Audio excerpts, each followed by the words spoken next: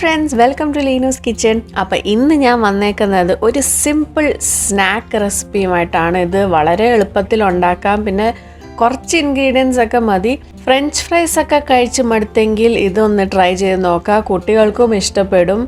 അപ്പോൾ ഇതെങ്ങനെ ഉണ്ടാക്കുന്നതെന്ന് നമുക്ക് നോക്കാം. അപ്പോൾ ഇതുണ്ടാക്കാൻ വേണ്ടിയിട്ട് നമ്മളിവിടെ യൂസ് ചെയ്യാൻ പോകുന്നത് അവലാണ്. അപ്പോൾ ഞാൻ ഇന്ന് ഉണ്ടാക്കാൻ പോകുന്ന സംഭവം അവൽ ഫിംഗേഴ്സ്. അപ്പോൾ ഞാനിവിടെ വെളുത്ത അവൽ എടുത്തിട്ടുണ്ട്, അല്ലെങ്കിൽ ഇതിന് പറയുന്ന പോഹ എന്നാണ്. ഞാനിവിടെ 1 കപ്പ് അവൽ എടുത്തിട്ട് പൊടിച്ചെടുത്തിട്ടുണ്ട്. ഇത് ജസ്റ്റ് ഒരു ഗ്രൈൻഡറിലിട്ടിട്ട് ഒന്ന് പൊടിച്ചെടുത്തതാണ്. പിന്നെ ഒരു വലിയ പൊട്ടറ്റോയും കൂടെ എടുത്തിട്ടുണ്ട്. ഇത് ഞാൻ പ്രഷർ കുക്കറിൽ ഇട്ടിട്ടാണ് വേവിച്ചെടുത്തത്. 2 വിസിലടിച്ചപ്പോൾ ഓഫ് ചെയ്തു. അപ്പോഴത്തേക്കും വെന്ത് കിട്ടി. പിന്നെ അതിൻ്റെ തൊലിയൊക്കെ കളഞ്ഞിട്ട് നമുക്കിനി ഇത് മാഷ് ചെയ്യാം. അപ്പോൾ ഒരു മാഷർ വെച്ചിട്ടോ ഒരു ഫോർക്ക് വെച്ചിട്ടോ നന്നായിട്ട് മാഷ് ചെയ്തെടുക്കുക. കട്ടയൊന്നും ഉണ്ടാവാൻ പാടില്ല.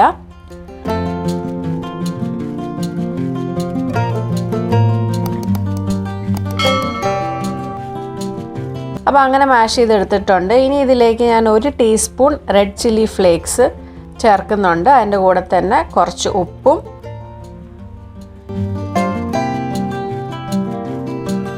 പിന്നെ 1-2 ടേബിൾ സ്പൂൺ മല്ലിയില, ഇതെല്ലാം കൂടി ഇട്ടിട്ട് ഒന്ന് കുഴച്ചെടുക്കുക. അപ്പം നിങ്ങളുടെ കയ്യിൽ ചില്ലി ഫ്ലേക്സ് ഇല്ലെങ്കിൽ പച്ചമുളകും ചേർത്ത് കൊടുക്കാം. പക്ഷെ അത് ചെറുതായിട്ട് അരിഞ്ഞത് വേണം ചേർക്കാൻ. അപ്പോൾ ഇതെല്ലാം കൂടെ ഇട്ടിട്ട് നമുക്കൊന്ന് കുഴച്ചെടുക്കാം. ഉപ്പും ആവശ്യത്തിന് ചേർക്കണേ.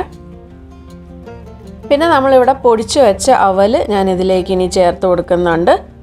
അതും കൂടെ ഇട്ടിട്ട് ഒന്ന് കുഴച്ചെടുക്കാം.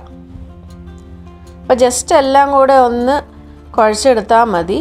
അപ്പോൾ ഈ സ്റ്റേജിൽ വെള്ളമോ ഒന്നും ഒഴിക്കേണ്ട ആവശ്യമില്ല. നമുക്കിനി ഇത് കുഴച്ചതിന് ശേഷം ഒരു 10 മിനിറ്റ് ഒന്ന് റെസ്റ്റ് ചെയ്യാൻ വെക്കാം.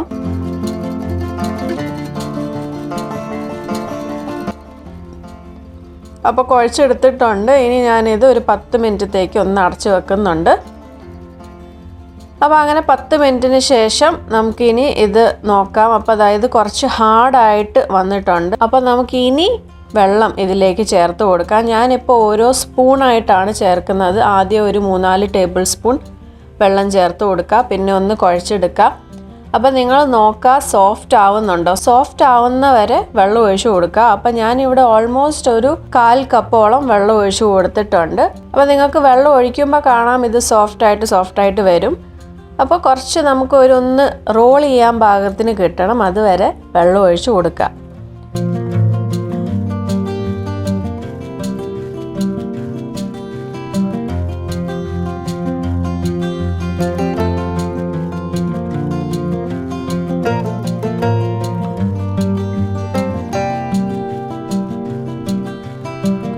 അപ്പോൾ അതായത് നന്നായിട്ട് സോഫ്റ്റായി വന്നിട്ടുണ്ട്.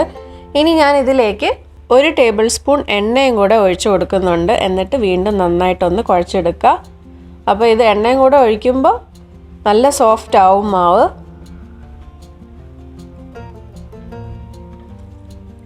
അപ്പോൾ ഇനി നമുക്ക് ഇത് ഷേപ്പാക്കി എടുക്കാം. അപ്പോൾ അതിന് വേണ്ടി ഓരോ ഉരുള എടുക്കുക. ഒരു ചെറിയ സൈസ്, അതായത് ഒരു ചെറിയ നാരങ്ങയുടെ സൈസ് ഉരുള എടുക്കുക.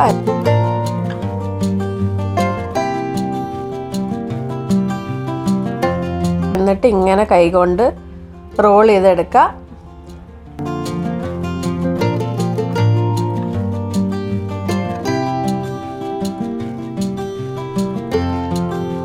അല്ലെങ്കിൽ ഞാനിപ്പോൾ ഇവിടെ ഒരു ചപ്പാത്തി പലകയുടെ മുകളിൽ വെച്ചിട്ട് ഒന്ന് റോൾ ചെയ്യുവാണ്. അല്ലെങ്കിൽ ഒരു കട്ടിംഗ് ബോർഡിൻ്റെ മുകളിൽ വെച്ചോ എങ്ങനെ വേണമെങ്കിലും ഒന്ന് റോൾ ചെയ്തെടുക്കുക. ഇങ്ങനത്തെ ഷേപ്പിൽ ഒന്ന് റോൾ ചെയ്തെടുക്കുക. അപ്പോൾ നല്ല രസം ഉണ്ടാവും. വറുത്ത് വരുമ്പോൾ ഇത് കാണാൻ നല്ല രസം ഉണ്ടാവും.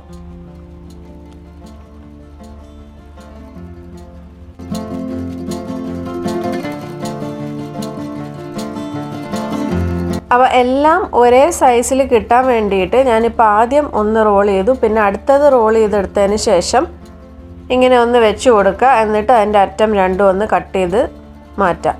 അപ്പോൾ കട്ട് ചെയ്ത് മാറ്റുന്ന മാവ് വീണ്ടും ഒന്ന് റോൾ ചെയ്തെടുക്കുക. അങ്ങനെ മാവ് മൊത്തം റോൾ ചെയ്തെടുക്കുക.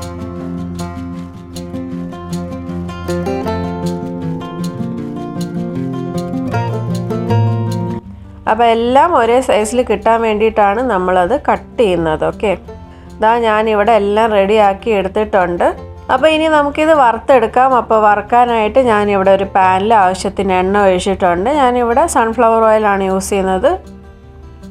എന്നിട്ട് എണ്ണ ഒന്ന് ചൂടായി വരുമ്പോൾ നമുക്കിതൊരു മീഡിയം ലോ ഫ്ലെയിമിൽ വറുത്തെടുക്കാം. അപ്പോൾ ഓരോന്നായിട്ട് ഇട്ട് കൊടുക്കാം.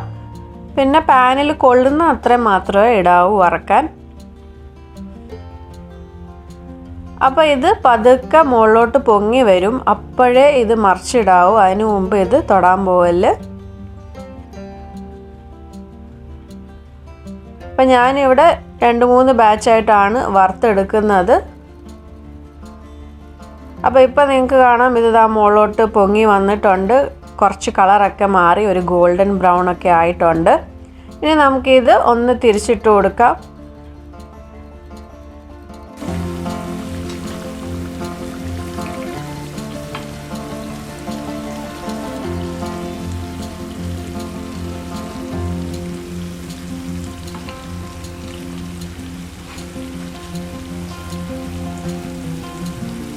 എന്നിട്ട് 2 സൈഡും നല്ല ഗോൾഡൻ ബ്രൗണും ക്രിസ്പി ആവുന്നവരെ ഒന്ന് വറുത്തെടുക്കാം. എന്നിട്ട് നന്നായിട്ടൊന്ന് ഗോൾഡൻ ഒക്കെ ആയി വരുമ്പോൾ നമുക്കിത് എണ്ണയിൽ നിന്ന് കോരി മാറ്റാം. പിന്നെ അടുത്ത ബാച്ചും കൂടെ വറുത്തെടുക്കാം. അങ്ങനെ നമുക്കെല്ലാം വറുത്തെടുക്കാം. അപ്പോൾ ഇത് പെട്ടെന്ന് ഉണ്ടാക്കിയെടുക്കാം കേട്ടോ. ഒട്ടും സമയമെടുക്കാത്ത ഒരു സ്നാക്കാണ്. പിന്നെ 2 ഇൻഗ്രീഡിയൻസ് മതി, അവലും പൊട്ടറ്റോയും. പിന്നെ നിങ്ങൾക്ക് ഇഷ്ടമുള്ള സ്പൈസസ് ചേർത്ത് കൊടുക്കാം. ഇപ്പോൾ നിങ്ങളുടെ കയ്യിൽ പച്ചമുളകും ചില്ലി ഫ്ലേക്സും ഒന്നും ഇല്ലെങ്കിൽ നിങ്ങൾക്ക് വേണമെങ്കിൽ മുളക് പൊടിയും ചേർത്ത് കൊടുക്കാം, മല്ലിപ്പൊടിയും ചേർത്ത് കൊടുക്കാം, മല്ലിയിലയ്ക്ക് പകരം കറിവേപ്പില ഒന്ന് അരിഞ്ഞിട്ട് ചേർത്ത് കൊടുക്കാം. അങ്ങനെ നിങ്ങളുടെ രീതി അനുസരിച്ച് നിങ്ങൾക്ക് ഇത് ഉണ്ടാക്കാം. ഞാൻ പറഞ്ഞ പോലെ മെയിൻ ഇൻഗ്രീഡിയൻറ്റ് അവലും പൊട്ടറ്റോയുമാണ്. അപ്പോൾ എല്ലാവരും ഇത് ട്രൈ ചെയ്ത് നോക്കുക. ഇത് ഉണ്ടാക്കി വെച്ചാൽ പെട്ടെന്ന് തീരും. കാരണം നല്ല ടേസ്റ്റാണ്. പിന്നെ ഫ്രഞ്ച് ഫ്രൈസ് ഒക്കെ പോലെ തന്നെ ഇരിക്കും, പക്ഷെ അതിലും നല്ല ടേസ്റ്റാണ് കേട്ടോ. പിന്നെ ഞാനിപ്പോൾ ഒരെണ്ണം ഒന്ന് കാണിച്ചു തരാം. ഇത് പുറമേ നല്ല ക്രിസ്പിയും അകത്ത് നല്ല സോഫ്റ്റും കേട്ടോ. അപ്പോൾ എല്ലാവർക്കും ഈ വീഡിയോ ഇഷ്ടപ്പെട്ടെന്ന് വിചാരിക്കുന്നു. എല്ലാവരും ട്രൈ ചെയ്ത് നോക്കുക. ട്രൈ ചെയ്തിട്ട് ഫീഡ്ബാക്ക് അറിയിക്കാനും മറക്കല്ലേ. അപ്പോൾ വീണ്ടും ഇങ്ങനത്തെ കുറേ സിമ്പിൾ റെസിപ്പീസുമായിട്ട് ഞാൻ വരുന്നതായിരിക്കും. അതുവരെ stay tuned and take care. Bye and thank you for watching Leenu's kitchen.